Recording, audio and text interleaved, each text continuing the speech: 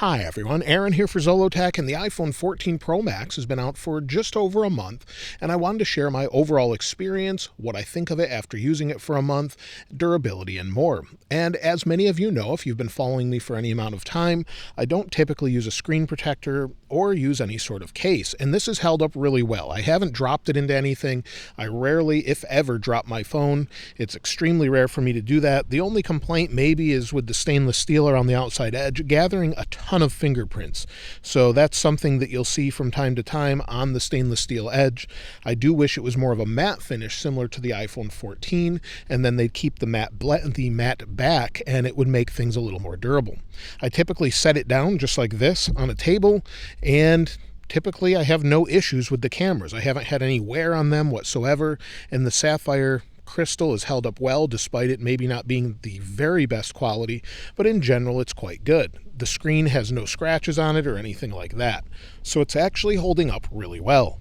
Now the display, as you can see, is super bright. It's actually at its full brightness right now. We're outside and I haven't had any issues with it dropping down. Now it's actually quite cold out, 55 degrees Fahrenheit, so I'm really not having any issues. The phone isn't hot at all, so I don't have the phone dropping the display brightness down.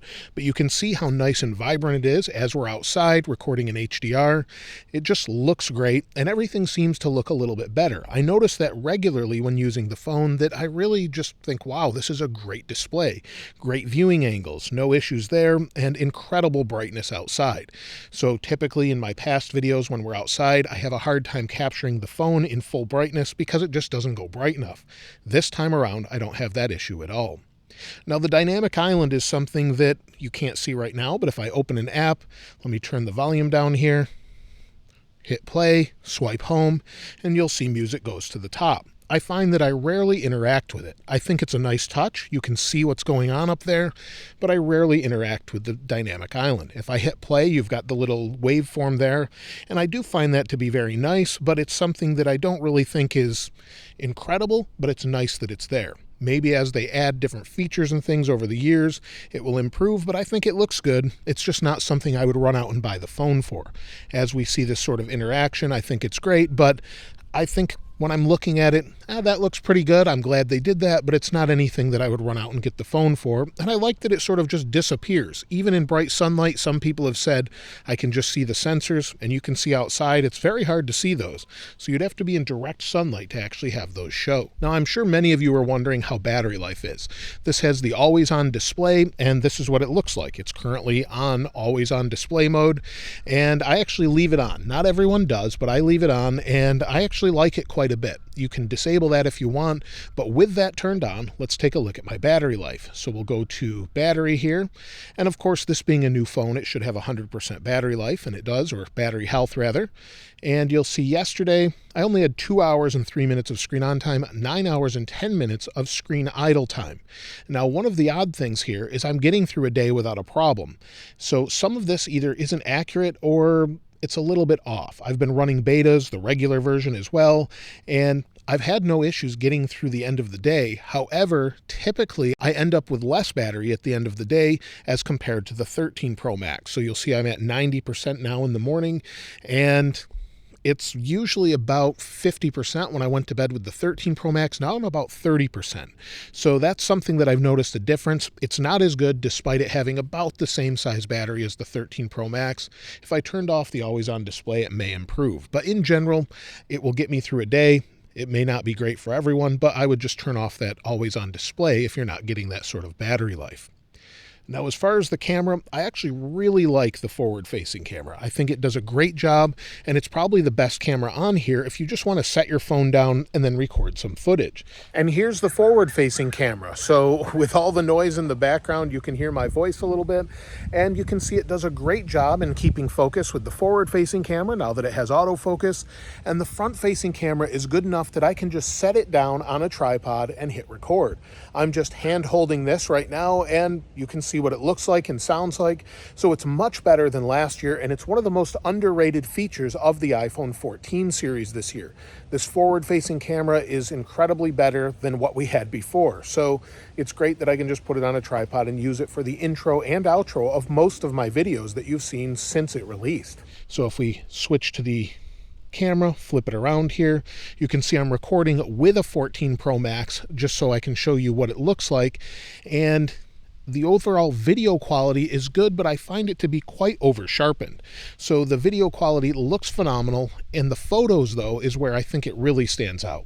If you're using photos in Pro RAW at 48 megapixels, I think the photos look amazing. So if I take this photo here and then we zoom into it, you can see all of the detail without having to sort of zoom in because you've got so much data.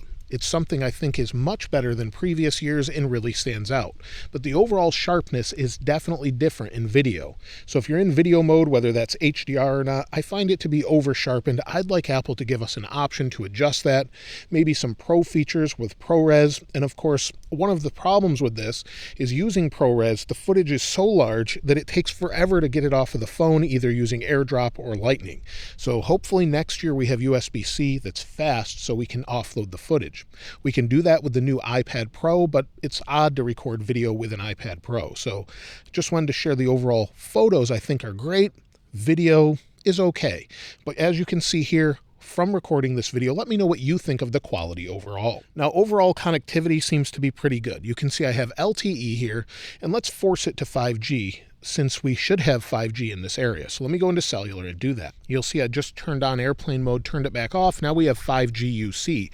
It didn't auto switch for me. And this may be an issue with the overall software itself. I really haven't had too many issues, but there's definitely something going on where that's a problem. So you'll see now I have full bars of 5G UC. Depending on your carrier, this is going to vary. You can see this one is T-Mobile. Let's go ahead and check the speed since we're sort of in the middle of nowhere. So we'll go to speed test. Let's go ahead and hit go. We'll give it just a moment, see how it connects. With full speed in this area, that's pretty impressive. Over 700 megabits per second, 800. So that's pretty good. This is not millimeter wave. This is just 5G UC. Now we're almost at 1,000. That's probably the best I've ever seen. 1,000 now, 1,020. So 1,020 download and almost... well, we're at almost 90 megabits per second upload. That's probably the best I've seen on any iPhone ever. So they either just increased speeds in this area. I'd say that's pretty impressive overall. So definitely great. Hopefully it'll be live in your area if you don't have it already. But it does use a little more power compared to 4G, but they've kind of taken care of that with the battery. I've had no issues with cellular. Calls are good, no drops or anything like that. And there is that Wi-Fi issue, though, that's widely reported, where Wi-Fi will drop when you're on Wi-Fi and it creates a problem. So I haven't had that issue myself, but Wi-Fi sometimes can drop for people. That can be fixed with software, and it seems to be an ongoing issue with iOS 16.1.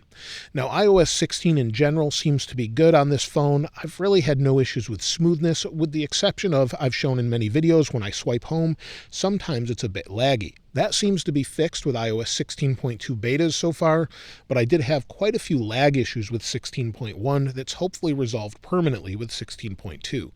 It didn't really seem to be slow, just going through different applications, scrolling through different things, loading applications. For some reason, it just seemed to be specifically with 16.1 and earlier. There's been some additional issues that people have had, and it's been one of the most buggiest launches we've seen in a while. Some features are still not available. For example, we don't have satellite connectivity yet with emergency SOS. That will be coming later on for the iPhone 14 series, but it's still not here. The underlying code is there, but they haven't rolled it out yet, at least at the time of this video. We do have crash detection, which is nice, but thankfully I haven't had to use it. But it's nice that it's there, but not really anything I think about.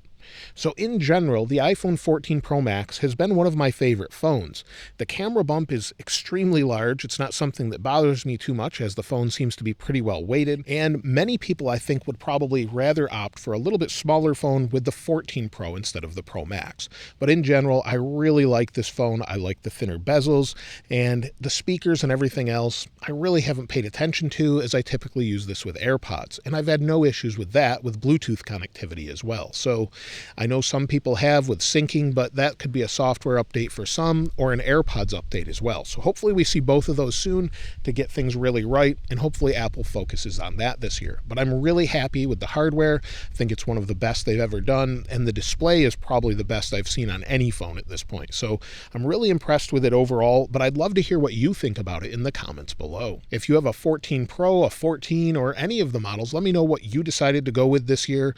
And also I'd love to hear your your overall experience and your experience with the cameras as well and what you think. Now, if you'd like to get your hands on this wallpaper, of course, I'll link it in the description as I normally do. And if you haven't subscribed already, please subscribe. And if you enjoyed the video, please give it a like. As always, thanks for watching. This is Aaron. I'll see you next time.